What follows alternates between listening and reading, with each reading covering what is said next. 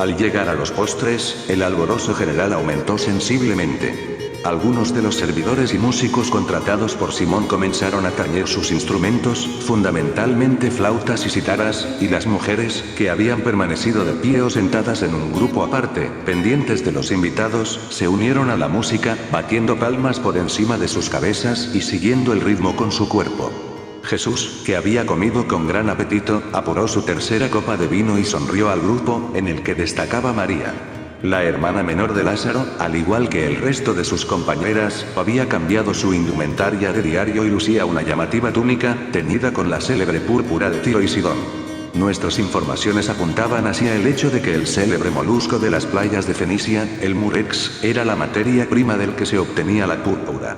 Este gasterópodo segrega una tinta que, al contacto con el aire, se torna de color rojo oscuro. Los fenicios lo descubrieron y supieron comercializarlo. María, tal y como ordenaban las normas sabáticas, había prescindido de su habitual cinta sobre la frente y dejaba flotar su negra y larga cabellera. En aquel momento, mientras los servidores retiraban las bandejas, daba comienzo en realidad lo que nosotros conocemos por la sobremesa. Los comensales, eufóricos por los vapores del vino, se ensarzaban en las más dispares e interminables polémicas. Jesús y Simón, al frente de la mesa, dialogaban sobre el mítico Josué y de cómo fueron derribadas las murallas de Jericó. Los discípulos, por su parte, permanecían extrañamente sobrios y callados, pendientes tan solo del grupo de fariseos, que no dejaban de apurar copa tras copa. Ante mi sorpresa, algunos de los comensales comenzaron a eructar sin el menor pudor. Aquello se convirtió pronto en algo colectivo. Nadie parecía dar excesiva importancia al hecho, a excepción del anfitrión y de mí mismo. Pero las razones de Simón, que correspondía a cada uno de los groseros gestos con una leve inclinación de su cabeza, obedecían a otra escala de valores. Aquellos eructos venían a demostrar públicamente la satisfacción de cada uno de los invitados por la espléndida comida y el trato recibidos. Por supuesto, tuve que esforzarme en eructar, agradeciendo a mi nuevo amigo su sabiduría y delicadeza gastronómicas. Cuando terminaron de servirse los postres, varias doncellas fueron pasando junto a cada uno de los comensales, ofreciendo unas minúsculas bolitas o cápsulas transparentes y blanco-amarillentas. Ante mi duda, Lázaro me animó a coger una o dos de aquellas lágrimas e introducirlas en la boca. Se trataba de una especie de goma de mascar, muy refrescante y aromática. Según mi amigo, eran extraídas de los lentiscos que poblaban a millares toda Palestina.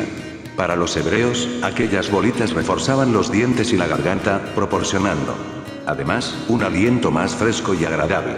En los días siguientes, y gracias a las lágrimas de lentisco que me proporcionaría Lázaro, mi falta de aseo dental se vio notablemente aliviado. Pero, aunque todo parecía transcurrir dentro de la más sana e intensa alegría, no iba a tardar en estallar el escándalo. Creo que todos, o casi todos los presentes, distraídos con la música y la agradable tertulia, tardamos algunos minutos en reparar en aquella doncella que, salida sigilosamente del corro de las mujeres, se había arrodillado a espaldas de Jesús. Era María. Un latigazo interno me puso sobre aviso. Estaba a punto de asistir a la escena de la unción. Sin poder remediarlo me incorporé y, ante el desconcierto de Lázaro, me deslicé por detrás de la mesa, hasta situarme en una de las esquinas de la U, a pocos metros de los invitados de honor. Progresivamente, los comensales fueron guardando silencio, atónitos ante lo que estaba sucediendo. La hermana menor, con su habitual mutismo, había abierto una botella de unos 30 centímetros de altura y de forma usada. Parecía hecha de un material sumamente translúcido, después supe que se trataba de alabastro oriental. Y ante la mirada complácida de Jesús, la adolescente vertió buena parte del contenido sobre los cabellos del maestro.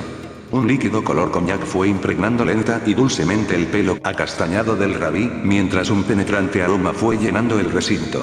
María cerró el recipiente y, tras depositarlo entre sus piernas, procedió a extender el perfume entre los sedosos cabellos del Galileo.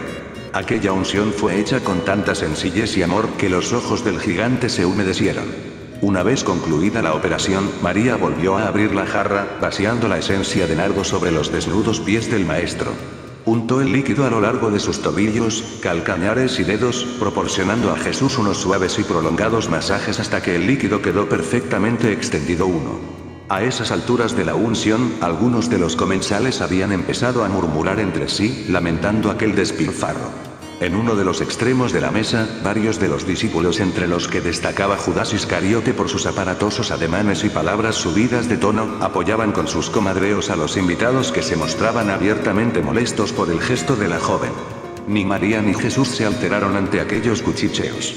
Al contrario, la bellísima hermana de Lázaro, que había adornado las uñas de sus manos y pies con un polvo rojo amarillento echó atrás su cabeza y pasando las manos sobre la nuca, se inclinó sobre los pies del rabí, arrojando por delante su espesa cabellera.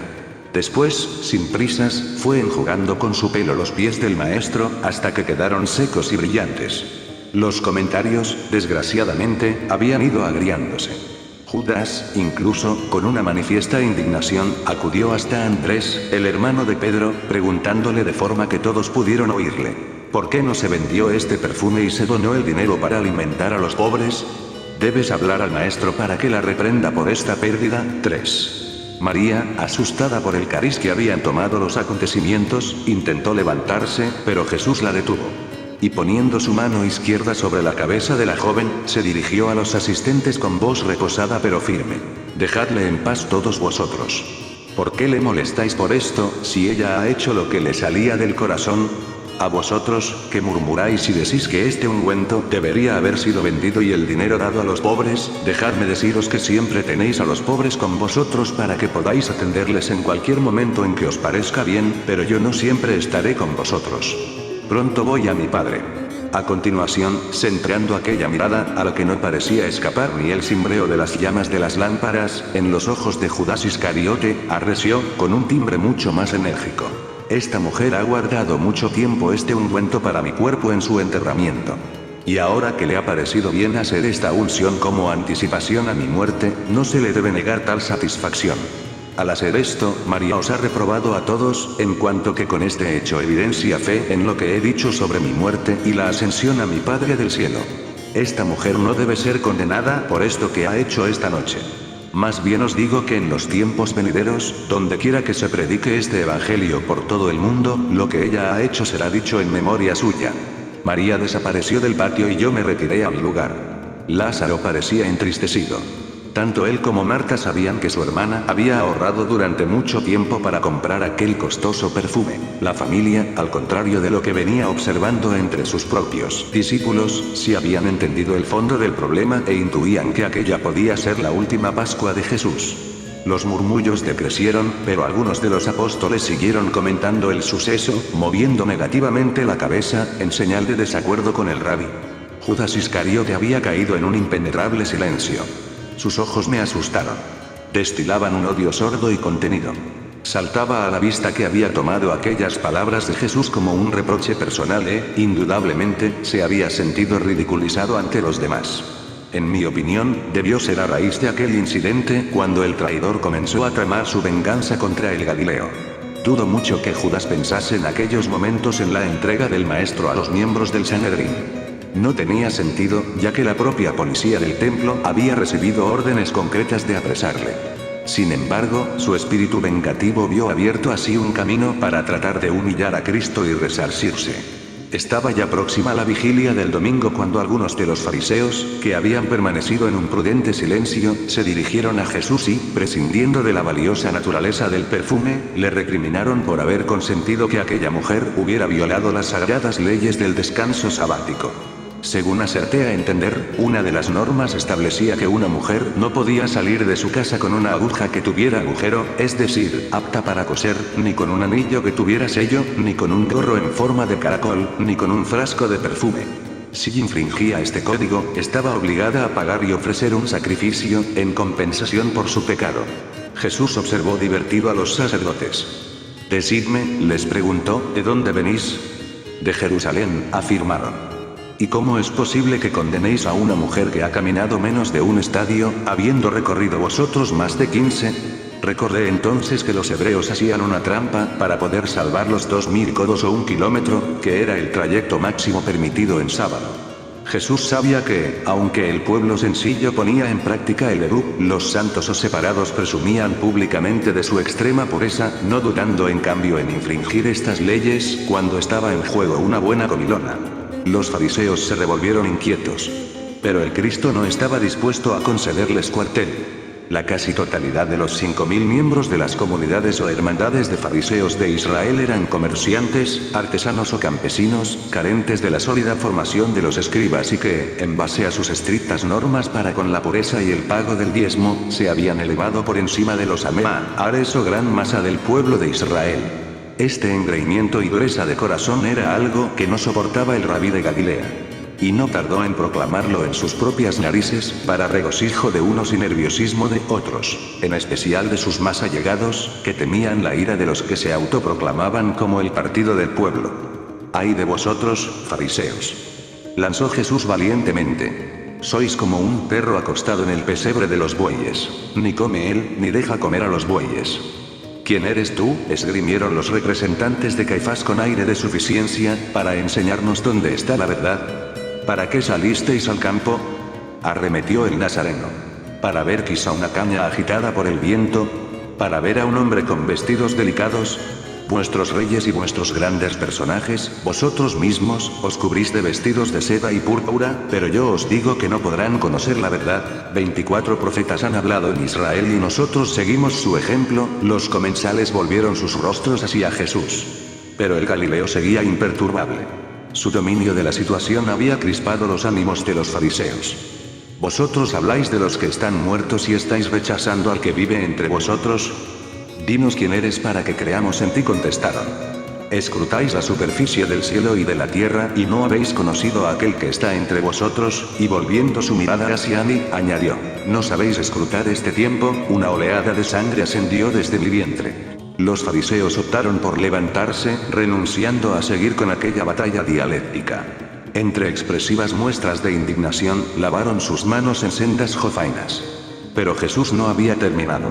Y antes de que pudieran abandonar el recinto les espetó. ¡Ay de vosotros, fariseos!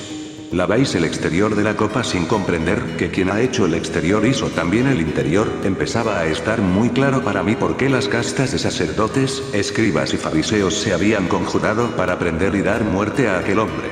La borrascosa cena culminó prácticamente con la salida de los sacerdotes. Cuando los invitados se despedían ya de Simón, Pedro se aproximó a su maestro y, con aire conciliador, le propuso que María fuera apartada del grupo, ya que las mujeres, comentó, no son dignas de la vida.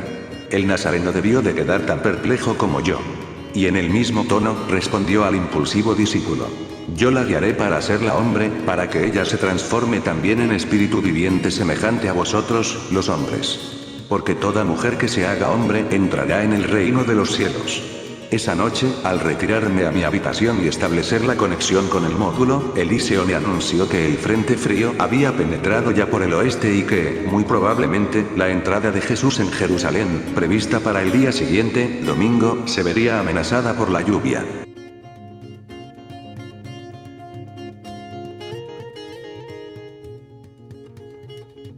Te invito a suscribirte. Gracias.